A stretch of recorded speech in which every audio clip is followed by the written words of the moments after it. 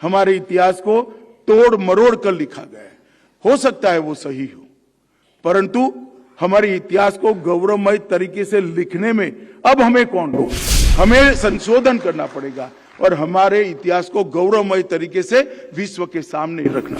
ये 30 साम्राज्य और 300 विभूतियों के जीवन पर आप लोग R&D करिए, आप लोग रिसर्च करिए, इन पर लिखिए और नए इतिहास की शुरुआत करिए। नया इतिहास आएगा, जो असत्य है वो अपने आप चला जाएगा। कि देश में एक ऐसी सरकार आई है जो देश के गौरव के लिए किए गए किसी भी पुरुषार्थ और किसी भी प्रयास की समर्थक है। आप आगे आइए, रिसर्च करिए और इतिहास को फिर से बनाने का प्रयास। मैं कई बार सुनता हूं, मैं अभी इतिहास का विद्यार्थी हूं, मैं कई बार सुनता हूं कि हमारे इतिहास को गलत तरीके से लिखा गया है, हमारे इतिहास को तोड़ मरोड़ कर लिखा गया है। हो सकता है वो सही हो, परंतु हमारे इतिहास को गौरवमय तरीके से लिखने में अब हमें कौन रोकता है? कौन रोकता है?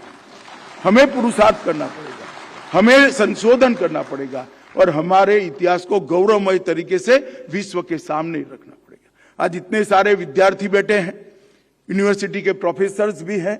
मैं तो उनको आह्वान करना चाहता हूं कि इतिहास को तोड़ा है, मरोड़ा है, गलत तरीके से लिखा है, ये विवाद से बाहर निकल जाइए।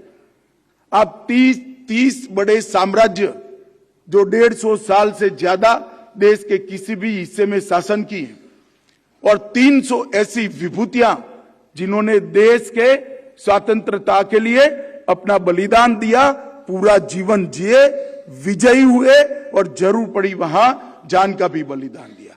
ये 30 साम्राज्य और 300 विभूतियों के जीवन पर आप लोग R&D करिए, आप लोग रिसर्च करिए, इन पर लिखिए और नए इतिहास की शुरुआत करिए। नया इतिहास आएगा, जो असत्य है वो अपने आप चला जाएगा। और मैं आपको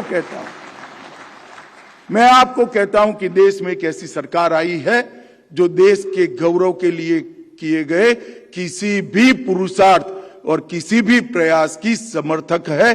आप आगे आइए, रिसर्च करिए और इतिहास को फिर से बनाने का प्रयास।